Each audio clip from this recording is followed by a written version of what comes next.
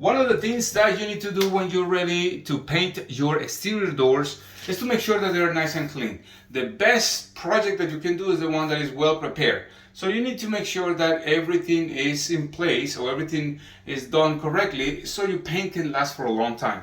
One of the things that you see in this paint is that obviously you have a lot of deterioration, you have a lot of brush marks, and obviously they never took out the locks.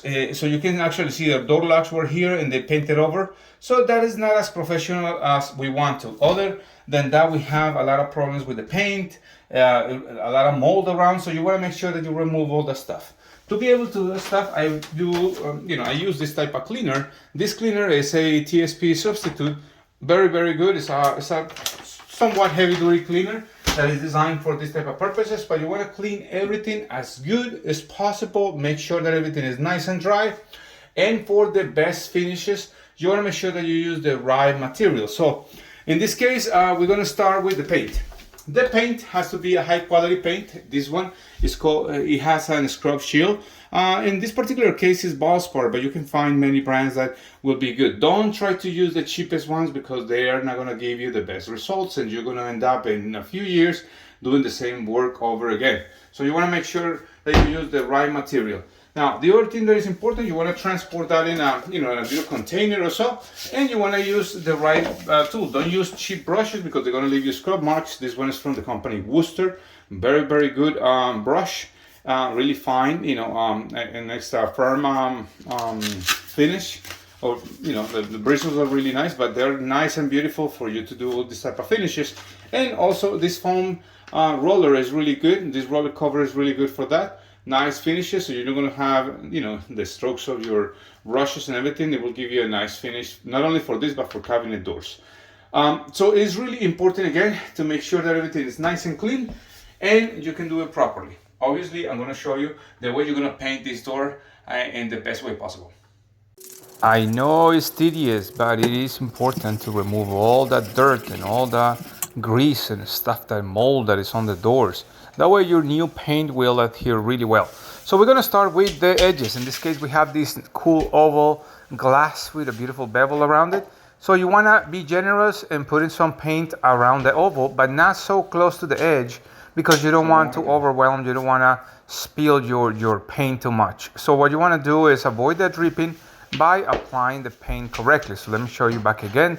It has to be nice and clean. I'm going to put a nice support on the bottom so it won't move. That way I don't have to use one hand in one side. I want to make sure that I don't complicate my life.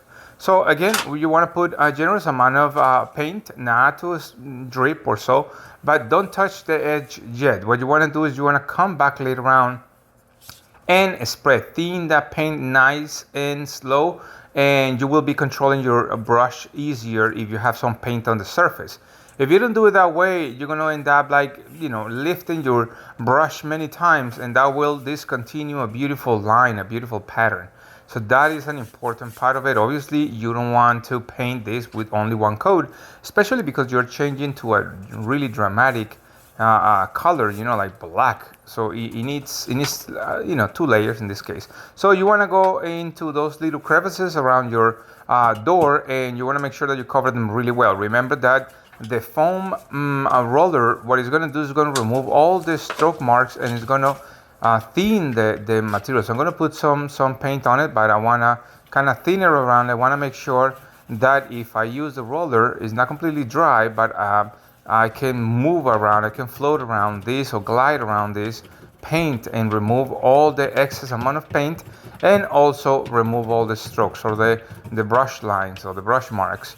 That is a way that is very practical, and these little sponge rollers are really good. Again, not only for doors, big doors and windows, but for cabinetry as well. So when you have these panels on the bottom, the most important part that you want to make sure that you don't have an issue are on these corners. Those corners are the ones that are going to drip all the time. So you want to make sure that you remove all the excess paint from those bottom corners. That is the key important part of the panels. A lot of people make that mistake and you end up having some weird drips going down the door. So again, smoothing that paint, making sure that it's nice and even, and you can see that as I paint, you change the sheen, because it's kind of making everything nice and uniform.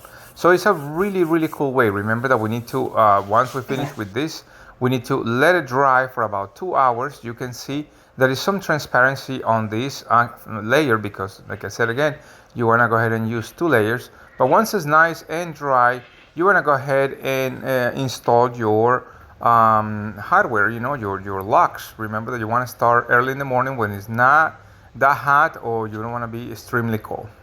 Now that you know you can paint all the doors in your house, please subscribe, hit the little notification bell, and put that thumbs up. That's the best gift that you can give me. Thank you so much, and I hope to serve you in the next video. Bye-bye.